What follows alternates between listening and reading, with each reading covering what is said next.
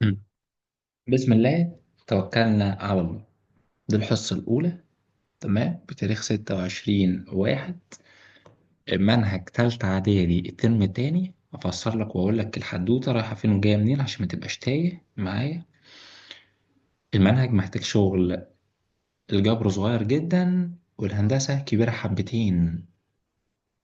فالجبر سهل ولذيذ وجميل. الهندسة جميلة بس طويلة حبتين. فاهمني؟ ما محتاجة منك مذاكرة أول بأول. والجبر هكذا. أهم منهج في إعداد على الإطلاق هو هذا المنهج اللي أنت هتدرسه هذا الترم. ليه يا مستر؟ عشان مكمل معانا في ثانوي كله. وهتلاقي منه أجزاء كتير قوي في الترم الأولاني بحكيها لك مرة كمان عشان الترم الأول نصه معانا. فالناس اللي شاطرة هنيئا ليها، الناس اللي خايبة هتتعب حبتين لو هي عايزة تبقى شاطرة. فالترم ده مهم جدا، كل حاجة بقولها تذاكرها تراكمية معاك لو انت ناوي تحقق حلم كبير يعني في التعليم. لو انت مش بتاع تعليم خلاص فالكلام ده مش ليك. عليا كام واحدة يا مستر؟ نفس الترم الأولاني عليه 5 وحدات. هنبدأ بالوحدة الأولى بإذن الله، تتكلم على المعادلات وإزاي نقدر نحل معادلات. أول قصتك من المعادلات كانت في 6 ابتدائي. تمام تمام. وبدأت تتعلم حل معادلة من الدرجة الأولى، اللي هي مثلا كان يجي يقول لك كده في 6 ابتدائي: 2 س زائد 3 بيساوي 7، يا ترى السين بكام؟ فأنت زي الشاطر تقول له: يا مستر التلاتة تروح هناك بسالب 3. 7 ناقص 3 4. 2 في كام ب4؟ 2 في 2 يبقى السين بيساوي 2. فنقول لك ممتاز، ده كلام 6 ابتدائي. ماشي يا سيدي. بعد كده كبرت في اولى اعدادي وخدت معادلات اصعب حبتين. فكنا نيجي نقول لك ايه مثلا: نص س زائد 3 بيساوي 17 على الاتنين. ازاي نحل المعادلة دي في اولى اعدادي؟ الكلام ده كله علينا برضو، بس انا بجيب لك القصة من البداية عشان لو انت تايه في حتة معينة تبقى معاك. فانت كنت زي شاطر تقول لي ايه: مستر ممكن نضرب الاتنين في المعادلة كلها عشان المعادلة تبقى مظبوطة. اقول لك اشمعنى نضرب في اتنين؟ تقول لي عشان اتنين تطير مع الاتنين، واتنين في 3 ب6، واتنين تطير مع الاتنين يبقى 17. إلا اجمعه على ال6 يدينا 17. تفضل تفكر وتفكر وتقول لي 11. فنقول لك ممتاز. كبرت ودخلت تانية إعدادي وأخدت برضه المعادلات. يا دي المعادلات. كنا نديك معادلة زي دي: 25 س تربيع ناقص 9 ص تربيع، ونقول لك اتفضل حل. كنت أنت تقول لي إيه؟ مستر ده اسمه فرق بين مربعين. فرق إيه؟ فرق بين مربعين. فنروح نفتح قوسين. هو مش الميعاد ده بتاعنا اصلا تالتة اعدادي؟ امال في ناس ما دخلتش ليه؟ ده تالتة اعدادي. تالتة اعدادي دلوقتي. ماشي، خلينا نرن بس رن على الجروب عشان لا يكون في حد نايم لسه ما صحيش ولا حاجة. كاتبين الساعة 4 ومظبطين الدنيا. ماشي، معادلة تانية اعدادي دي بقى كنا بنحلها ازاي؟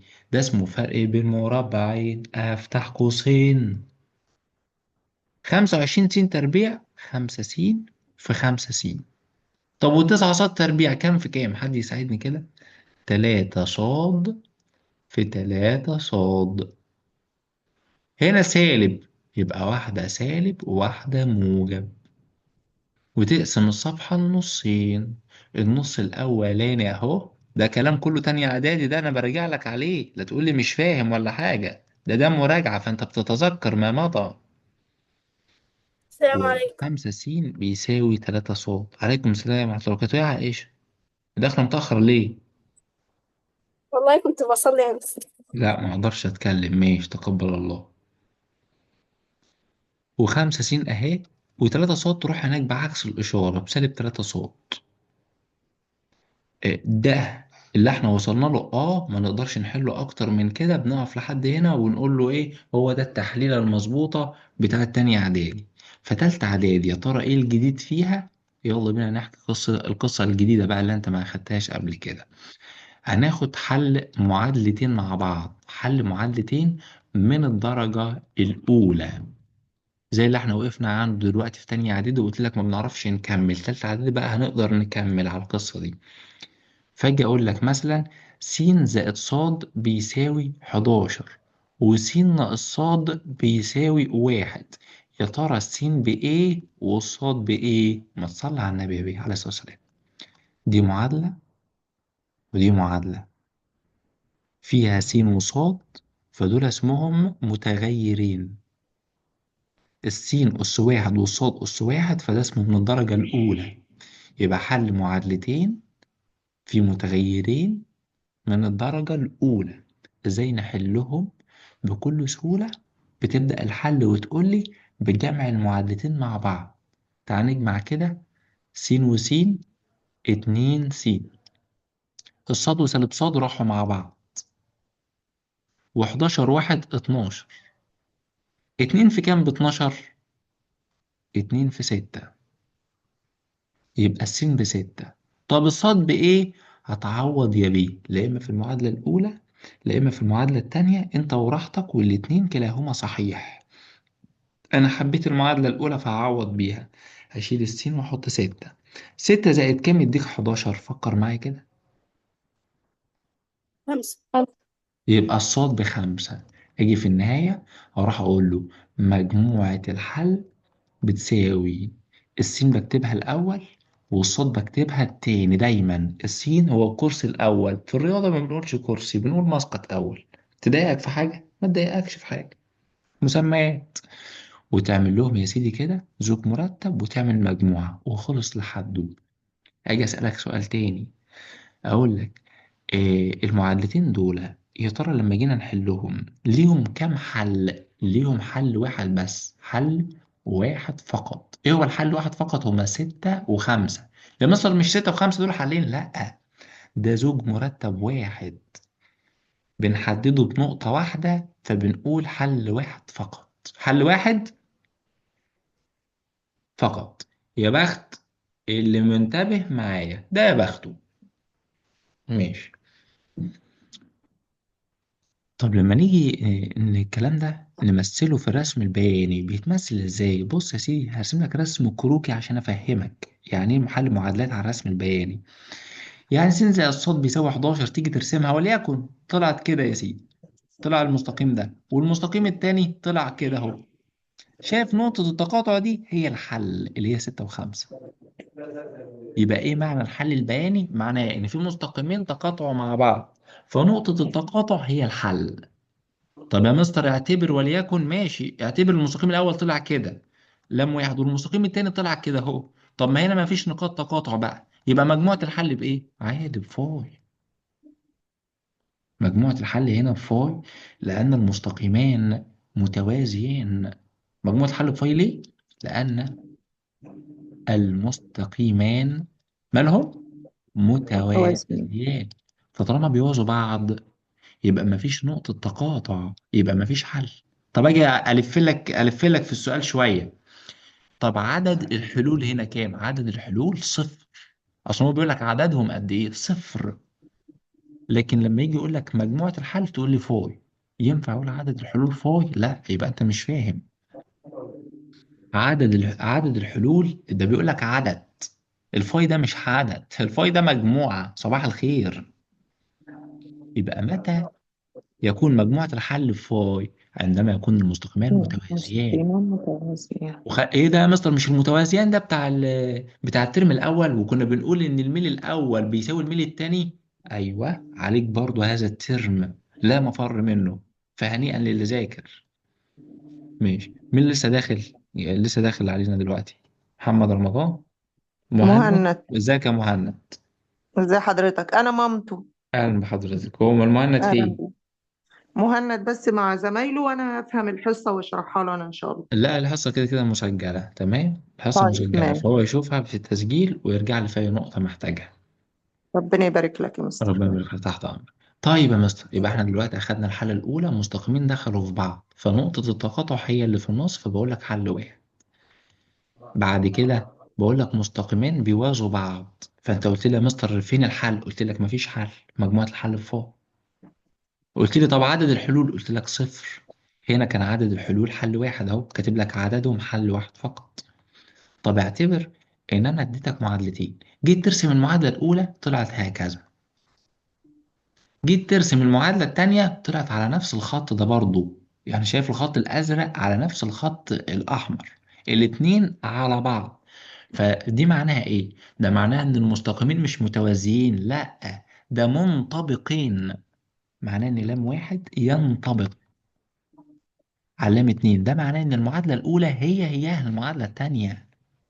طب ايوه، مجموعة الحل بقى اقول له ايه هنا؟ مجموعة الحل هنا مش بحل ولا باتنين ولا بتلاتة، بجميع النقاط المشتركة. كم نقطة مشتركة بين المستقيمين؟ حد يجاوب كده؟ عدد لا نهائي. الله عليكي، تسلم ايديكي. عدد الحلول هنا عدد لا نهائي. عدد الحلول عدد لا نهائي، يعني مش نقطة ولا اتنين يا مستر، لا، ولا تلاتة ولا أربعة، ده كل النقاط المشتركة. يعني بص، المستقيمين دول أي نقطة ينفع هي تبقى الحل، وليكن النقطة دي أو اللي فوقيها أو اللي تحتيها. شايف كم نقطة؟ نقاط كتير جدا. يبقى بروح اقول له عدد الحلول هو عدد لا نهائي. ايوه، يعني مجموعه الحل اكتبها له ازاي؟ مجموعه الحل هنا بتكتب له الصيغه دي، بتكتب له مجموعه السين والصاد، وبعد كده تكتب لي اي معادله من المستقيمين. وليكن المستقيم الاول كانت معادلته، وليكن يعني كانت معادلته س زائد ص يا سيدي بيساوي 3، يبقى بتكتب كده مجموعه الحل زوج مرتب هي السين والصاد، وتروح تكتب لي المعادله اللي فوق. طب واشمعنى معادله لام واحد يا سيدي؟ اكتب لي هي معادله، ما هي لام واحد هي لام اتنين، مش هتفرق. انت عارف لام اتنين هنا هتلاقيها ازاي؟ هتلاقيها هي بس ضرب في اتنين مثلا، او ضرب في تلاتة، او ضرب في اربعة. نبسط اكتر الموضوع ده. زي كمان طلاب.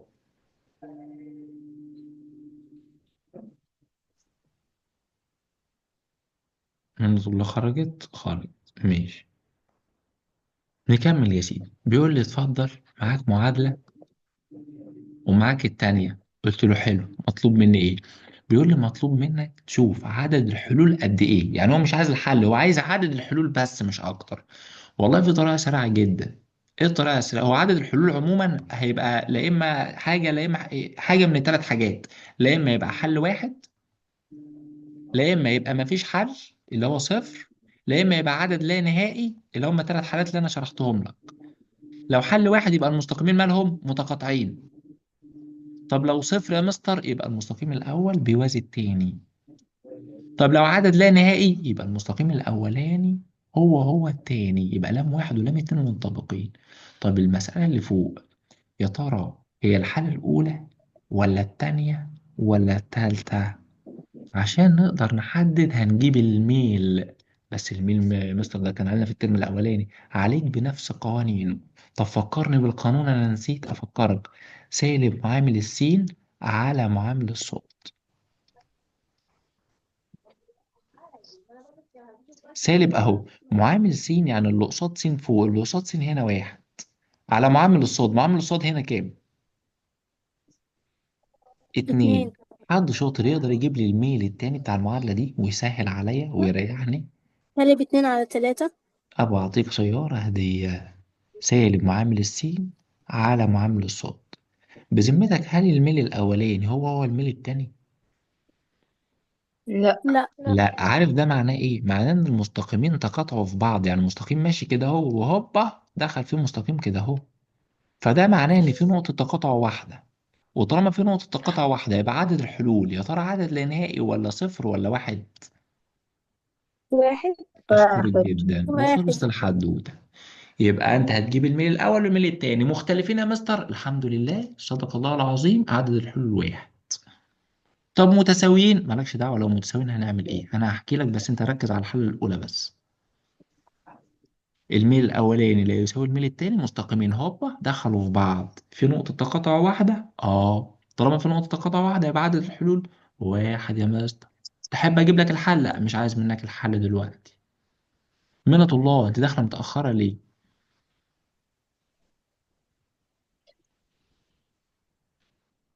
منة الله بسألك داخلة متأخرة ليه؟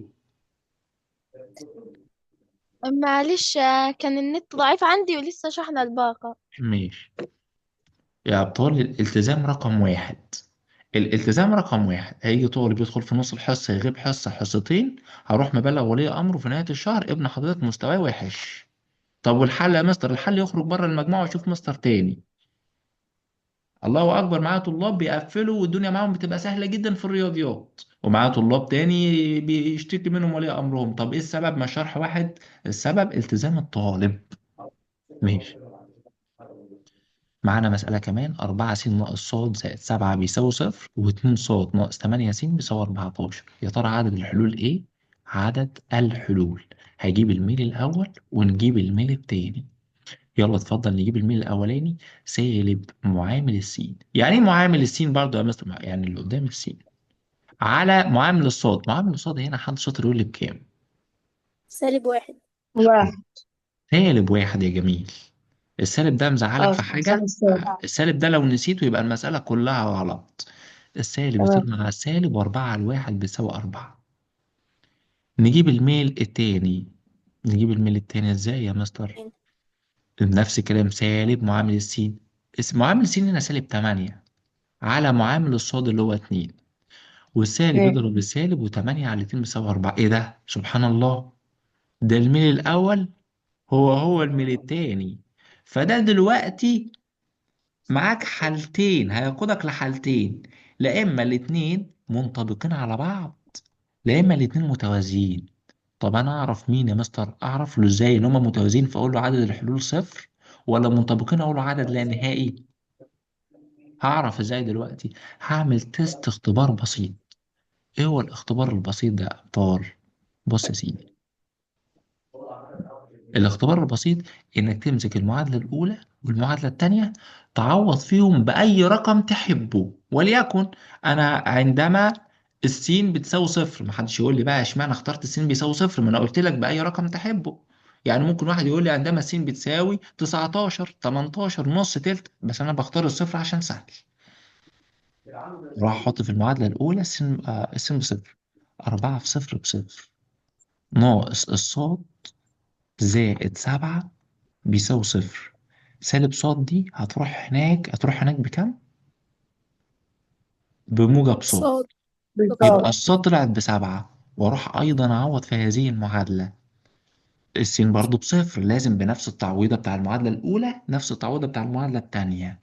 طب تعالى امشي معايا، 2 صاد اهي، و8 في صفر بصفر، فخلاص مش هكتبها، ولا اكتبها عشان محدش يتلخبط؟ اكتبها عشان محدش يتلخبط. 8 في صفر بصفر. طب 2 صاد ب 14 في المعادلة الثانية، يبقى الصاد هساوي بكام؟ 7. ايه ده؟ سبحان الله. 7. يعني عند التعويض بنقطة محددة طلع الصاد الأولى هي الصاد التانية. فالمعادلتين دول هم فالمستقيمين منطبقين، يبقى عدد الحلول عدد ايه؟ لا نهائي. يعني يعني زي انا دلوقتي سبب عندي خطاب. عندي طالبين. طالب جاب يا سيدي 30 من 30، وطالب التاني جاب 30 من 30. فانا دلوقتي عايز ادي الواحد 100 جنيه هدية، وانا مش هدي 100 جنيه مرتين. تمام. فانا جبت الطالبين قلت لهم هشوفكم مستواكم زي بعض ولا لا. والله طلع مستواكم زي بعض، هدي لكل واحد 100 جنيه فعلا. لو واحد تفوق هيريحني وياخد هو ال 100 جنيه. فانا عملت ايه؟ جبت لهم اي تيست اختبار بسيط، حطيت لهم السين بيساوي صفر، يعني جبت لهم معادله وقلت لهم حلوها معادله اخرى. الاول المستر حلها لي بسبعه، والتاني حلها لي بسبعه. سواء الناتج ده صح او غلط ما يفرقش معايا. ليه؟ الاتنين حلوا نفس الحل. اقول لهم بس انتوا الاتنين مستواكم زي بعض بالظبط، منطبقين تماما. إذا عدد الحلول هنا عدد لا نهائي، أي أن المستقيمين منطبقين. وخلص الحدوته. مثال كمان يا مستر؟ مثال كمان.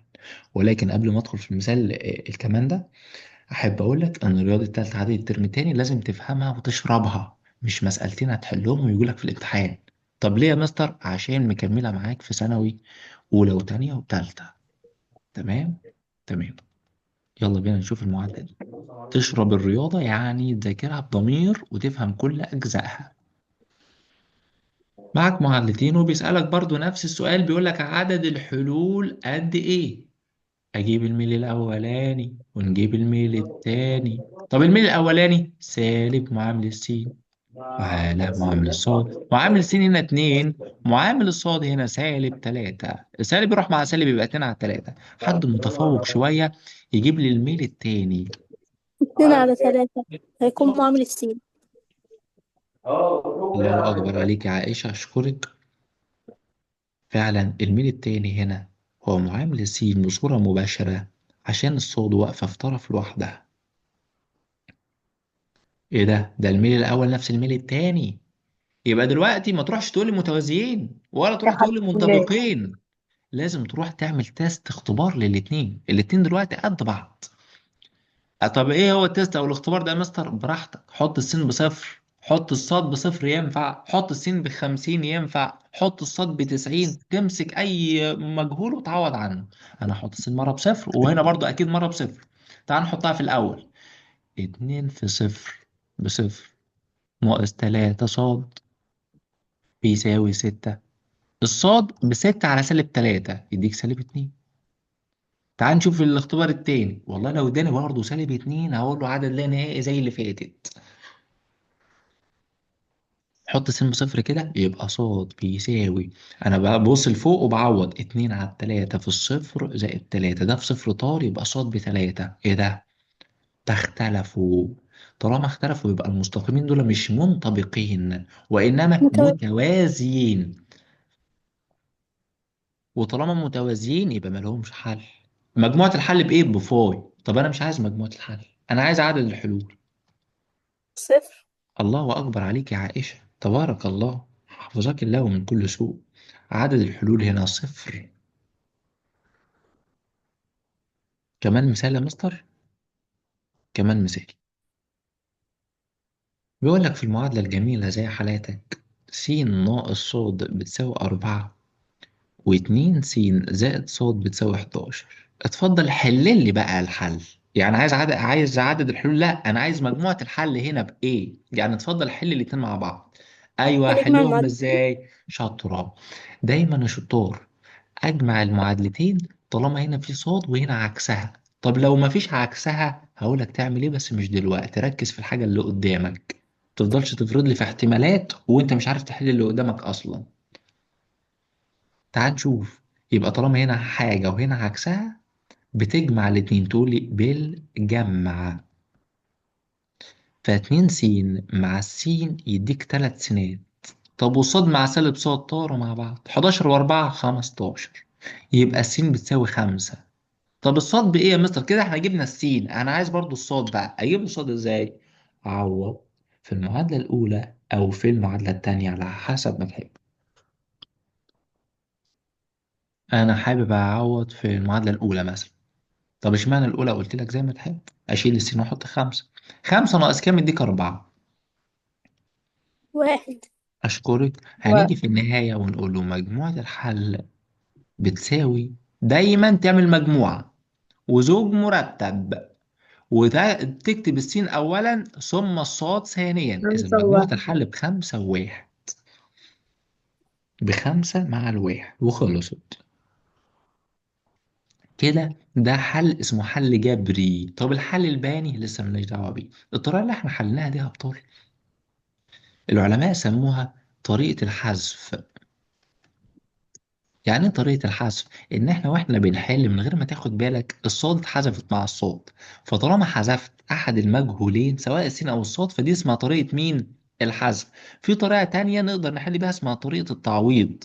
يبقى الحل دلوقتي ليك طريقتين، طريقة اسمها طريقة الحذف، في طريقة اسمها طريقة مين؟ التعويض. اللي احنا حلنا بيها دلوقتي طريقة الحذف.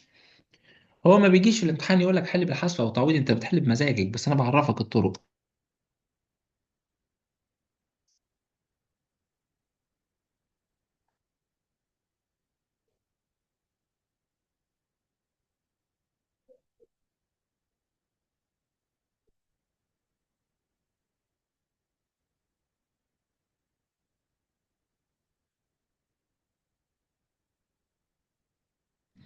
نكمل يا أبطال. دي اسمها طريقة الحذف. طريقة التعويض هحكيها لك بس مش دلوقتي. انت بس تمم معايا على طريقة واحدة عشان الطرق ما تدخلش في بعض. كمان مثال يا مستر، كمان يا سيدي 70 مثال. بيقول لي هنا 2 س زائد الصاد بيساوي 3، وهنا س زائد 2 صاد بيساوي 6. اتفضل حل المعادلتين دول مع بعض.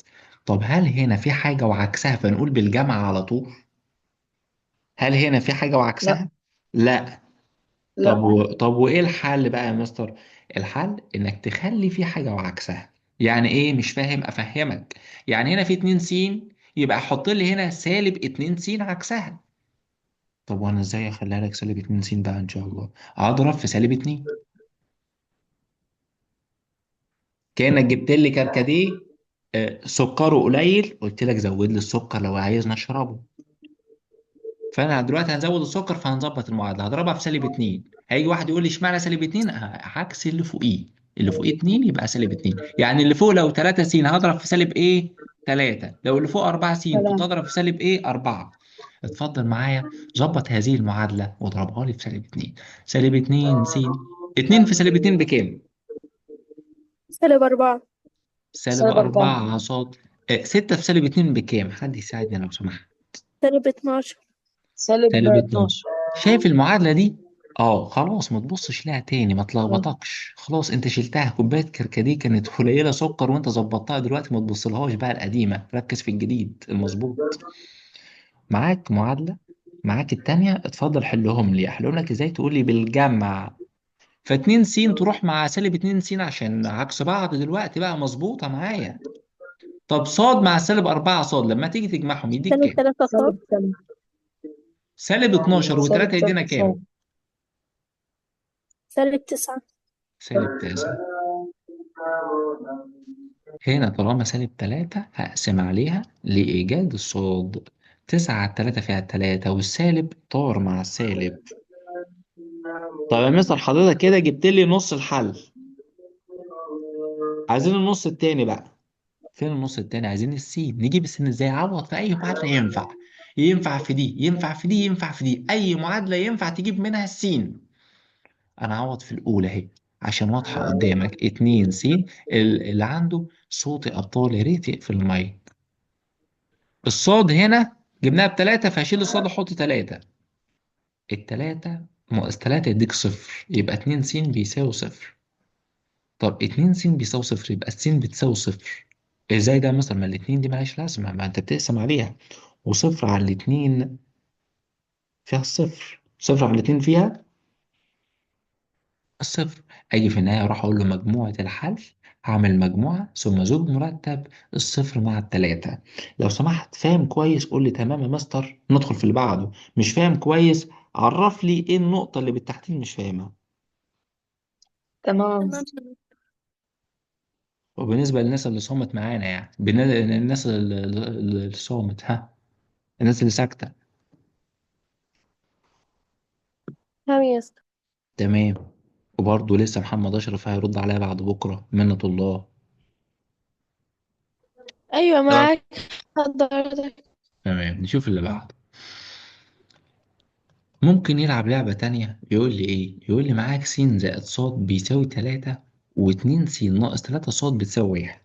اتفضل حل لي المسألة اللي قدامك بطريقتين. هو ما بيجيبهاش بطريقتين، ولكن انا بحب اقول لك على كل نقطة وكل حتة بالتفصيل.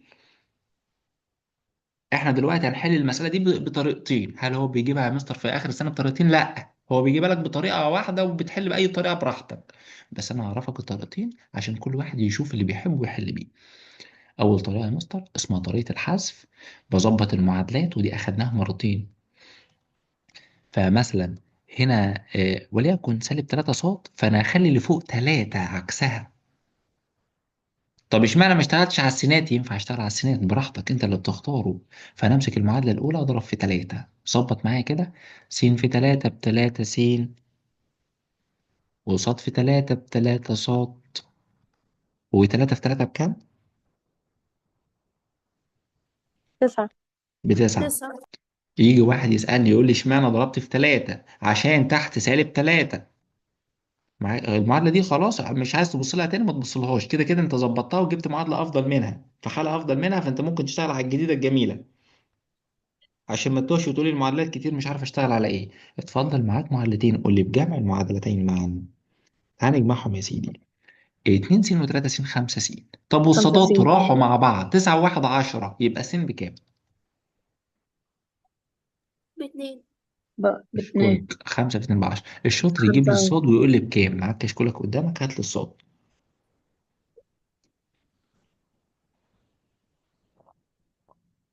صاد بيساوي 1. اشكرك يا عائشة. طيب هي دلوقتي عائشة بتقول لي الصاد بواحد ليه؟ بصت في المعادلة الأولى سهلة قوي دي، وقالت لي لما أنت يا مستر كاتب لي مجموعهم بتلاتة وبتقول لي السين باتنين فالصاد بواحد مش محتاجة وخلصت الحدوتة. حابب أسهل عليك وأقول لك ينفع تعوض في أي معادلة ما تتخضش. دي كانت طريقة اسمها طريقة الحذف. في طريقة تانية اسمها طريقة التعويض، أحب أقولها لك يمكن تحبها. طب مستر حضرتك بتحب انهي طريقة، الحذف ولا التعويض؟ والله في مسائل تتحل بالحذف أسرع، وفي مسائل تتحل بالتعويض أسرع. يعني أنا بحب أحل حسب المسألة، ألمح المسألة وأحدد، فالمسألة فعلا دي تتحل بالحذف أسهل، لكن بالتعويض هتعمل خطوة زيادة. كيفية التعويض يا مستر بتجيب السين أو الصاد براحتك. أنا هجيب السين، فالصاد دي هتروح هناك بسالب مين؟ بسالب صاد. سالب يبقى انت صاد. مسكت السين في ايدك، جبت السين بكام؟ بتلاتة ناقص صاد. السين بكام؟ تلاتة ناقص صاد. السين بكام لو سمحت؟ 3 ناقص صاد. 3 ناقص 3 صاد. تلاتة ناقص صاد. همسك المعادلة التانية واكتبها هي ما عدا السين طبعا. اقول لها بعد اذنك يا سين انت بتلاتة ناقص الصاد. هبدأ اشتغل على المعادلة الجديدة.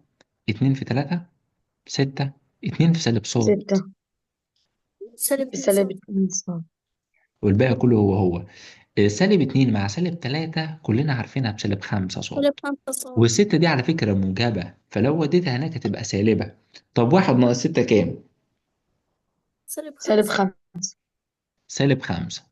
يبقى الصاد بواحد. طب أنا جبت الصاد، عايزين السين. ما أنا قاعد أغني لك من الصبح وأقول لك السين بتلاتة ناقص الصاد، السين بتلاتة ناقص الصاد، السين بتلاتة ناقص الصاد، اللي هي تلاتة ناقص الواحد. تلاتة ناقص واحد كام؟ 2. 2. نفس الحل أهو، اداك نفس الحل، اتنين وواحد.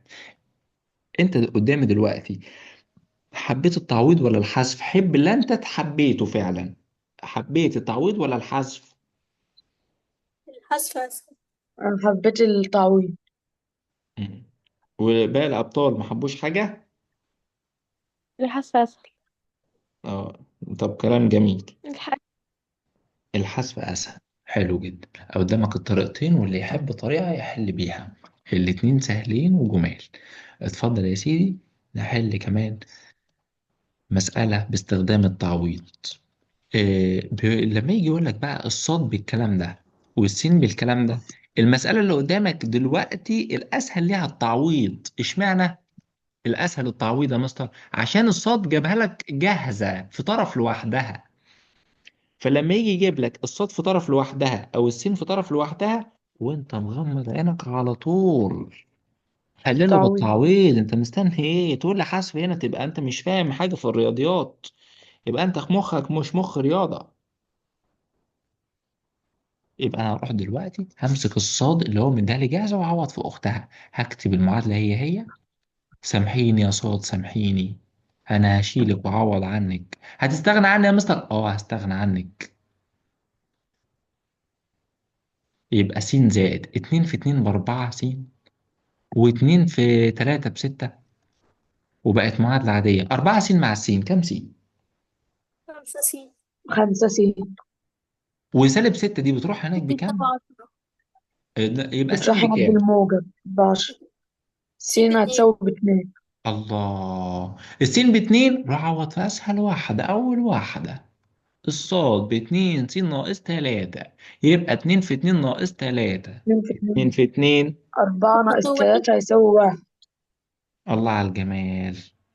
مجموعة الحل بتساوي، هبدأ أعمل مجموعة وزوج مرتب، ولو نسيت حاجة من الاتنين مسألتك خطأ. 2 و1. اتنين الأول ثم واحد. اشمعنى طيب قلت لي اتنين وواحد يعني؟ 2 علشان السينات وواحد الصادات. عشان احنا اه نحط السين ودايما هنا الأول. السين والصاد. أيوه دايما زوج المرتب عبارة عن سين وصاد. أيوة. عندك أي مشكلة بالتحديد اتفضل كلمني قول لي مشكلتك فين أحلها لك. لا تمام.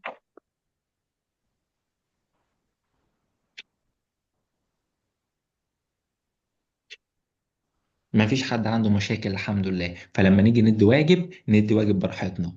بيقول لي الصاد بيساوي سالب تلاتة والسين بتساوي اتنين. اتفضل حلل المعادلتين دول. احلل لك ايه يا عم الحاج؟ هي معلولة جاهزة. ده انا هكتب لك الاتنين مع -3. انت لسه بتفكر؟ ده هو حللهم لك جاهزين، ده عشان هو هما حلال. هم مديهم لك كده، ده ألف سلامة يعني. ماشي. اه طيب مديك كمان معادلة، بيقول لك س زائد ص بتساوي 5 وس ناقص ص بتساوي 1. على طول على طول حذف. ليه؟ ده مديك حاجة وعكسها، يبقى اجمع أحذفهم مع المعادلتين. بعض. أيوه بالجمع. يلا بينا نجمع. يبقى 2 س بيساوي 6. س وس 2 س، وصاد وسالب صاد راحوا، و5 و1 6. 2 في كام؟ 6. 2 في 3. السين دي 3. لو ب3 يبقى الصاد ب2. والله والله الكلام ده على أولى ثانوي وتانية ثانوي وتالتة ثانوي في وسط المسائل. فلو أنت ما فهمتهوش يبقى مش هتقدر تكمل حاجة في الرياضة في ثانوي، وهتشكي منها. يبقى مجموعة الحل ب3 و2. يلا بينا اللي بعده. بيقول لي هنا آم، س زائد 5 ص بتساوي 4، و2 س ناقص 5 ص بتساوي 11. اتفضل حل لي المعادلات. ايه ده؟ طب ما هنا 5 ص وهنا -5 ص. ايوه تقصد ايه يا يبقى 3 مستر؟ اقصد س بيساوي قول لي 15. بالحذف على طول. قول لي بالجمع يبقى بطريقة الحذف. فخمسة صاد راحت مع أختها اللي عكسها. طب وسين واتنين سين كام؟ 3 س يقول 3 س بتساوي وأربعة 15. وحداشر بيساوي 15. 15. يبقى السين بتساوي 5. 5. طب لما السين ب5 يا دكتور، الصاد بكام؟ الشاطر اللي يجيب. الصاد سالب بتساوي 5. الله أكبر. تبارك الله. -5. طب وعايشة جابتها ازاي؟ قالت لها مستر امسك اي معادلة، وليكن الأولى. السين شيلها أحط 5 أهو، وبعدين ال5 وهنا 4 يبقى -1. والخمسة دي قالت لي دي مضروبة، نقسمها المعادلات بتاعت ابتدائي دي وإعدادي وأولى إعدادي. يبقى -5 اللي أنا شرحتها في أول الحصة خالص في أول مثالين. مجموعة الحل بإيه؟ 5 وسالب 5 يا بيه. اللي بعده بيقول لي هنا س زائد 2 ص بتساوي 1، و2 س زائد 4 ص بيساوي -5. اتفضل حل لي المعادلتين دول. قلت له بس ما تتعبش نفسك، ما تتعب نفسك. المعادلتين دول ما اقدرش احلهم، مجموعة الحل بفوي. ليه بقى يا مستر؟ اقول لك ليه. اصلا هو س ضربها في 2، و2 ص ضربها في 2 ب4 ص. طيب لكن الواحد ما ضربوش في 2، ده ضربه مش عارف ضربه في كام، بقى -5. حاجة غريبة. يبقى طالما ضرب الأول في 2 والتاني في 2، يبقى اضرب الأخير بقى في 2. لا، ضرب الأخير في رقم غريب. يبقى المعادلات دي ملهاش حل، مجموعة حل فاضي. طب أنت لو حليتها حل عادي وما خدتش بالك أصلا، يعني مسكت المعادلة الأولى مثلا، جبت قيمة السين فيها 2 ص، هتروح هناك حليتها بالتعويض، أنا جبت السين في إيدي وأروح أعوض بيها على مهلك خالص أهو. 2 س يبقى 2 في القصة دي كلها، واكتب الباقي هو هو. انا بحل دلوقتي كأني ما خدتش بالي من الفاي دي. بص إيه اللي هيحصل معاك في المسألة، هتلاقيها وقفت معاك. 2 في 1 ب2، و2 في -2 بسالب 4. ده يروح مع ده. بذمتك هو ينفع 2 بتساوي -5؟ ينفع؟ لا يبقى شفت بقى، حتى لو كده انت يبقى حلتها حل عادي ولا يهمك يا سيدي، كده كده هتقف معاك، هيطلع لك رقم بيساوي رقم